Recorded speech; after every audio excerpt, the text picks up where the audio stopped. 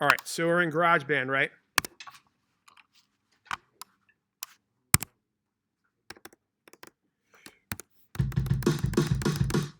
Exercise 10. The first thing I'm going to do is I'm going to record the hi-hats.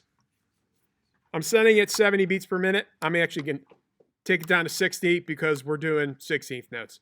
But let's just listen for a second. Yeah, it's slow. Let's listen for a second. Let's get the click going. We count 16ths like this.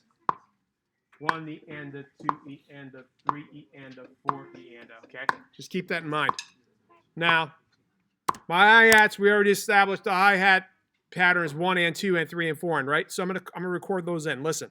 1, 2, ready, go. 1 and 2 and 3 and 4 and. It's one measure. That's what it looks like.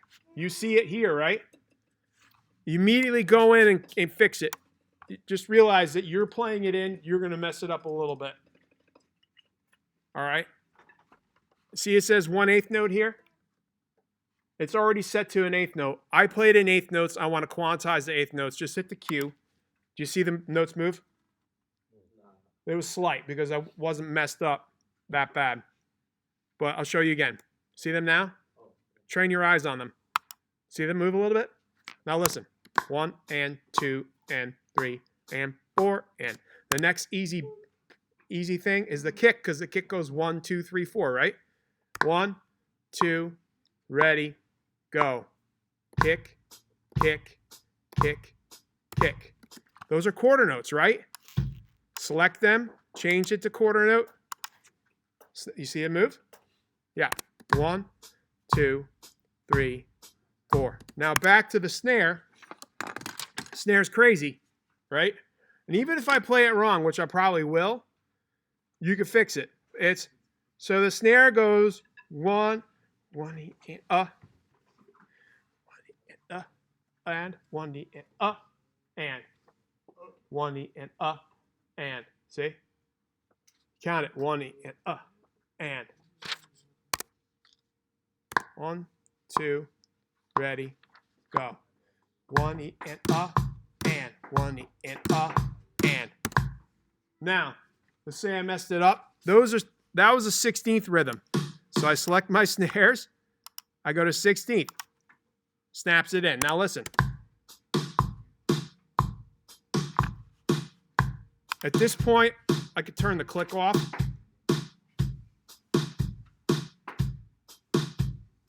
Now look at the piece of music.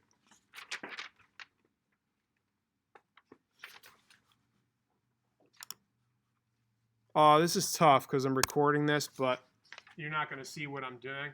I'll explain it. It's still recording. It's recording my voice. But if I look at the grid in GarageBand, everything's right here for me.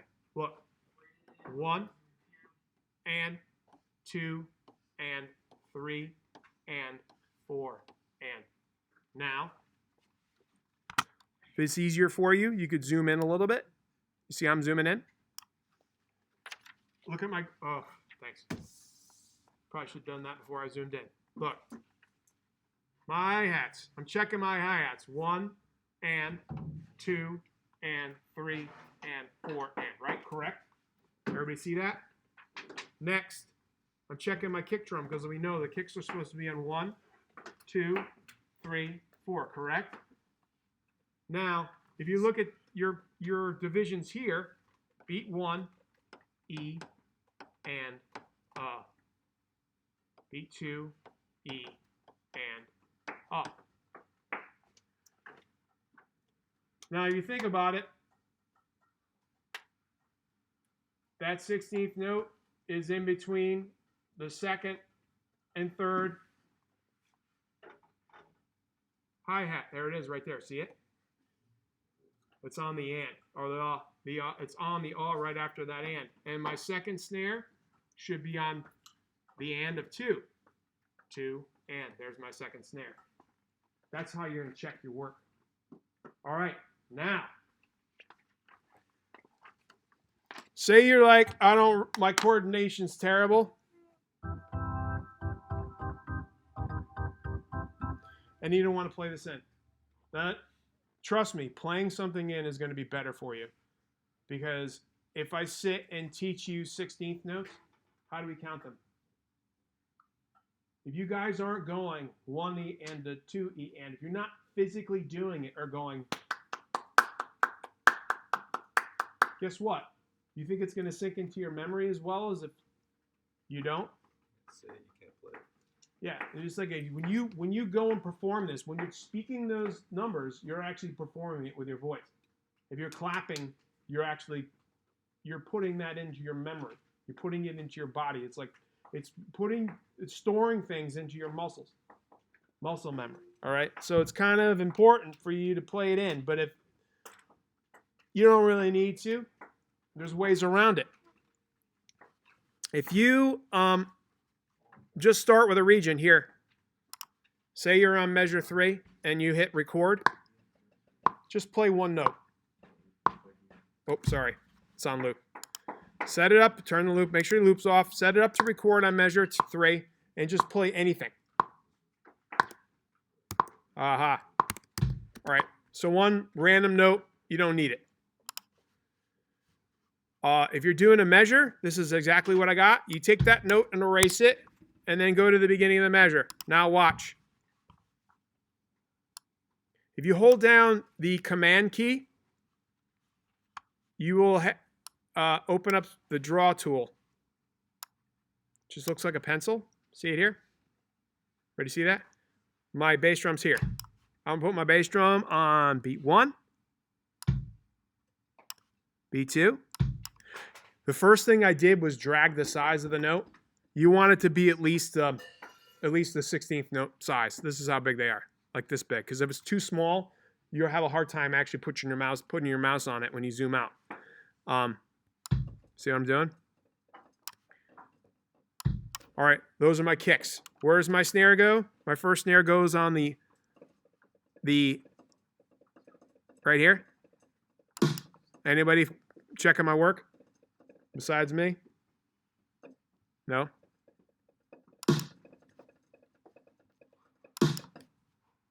All you got to do is hold down that command key and click down. And then my hi-hats here.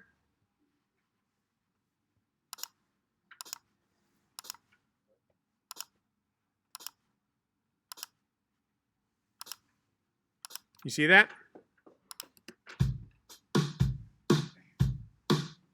Messed it up. There it goes there.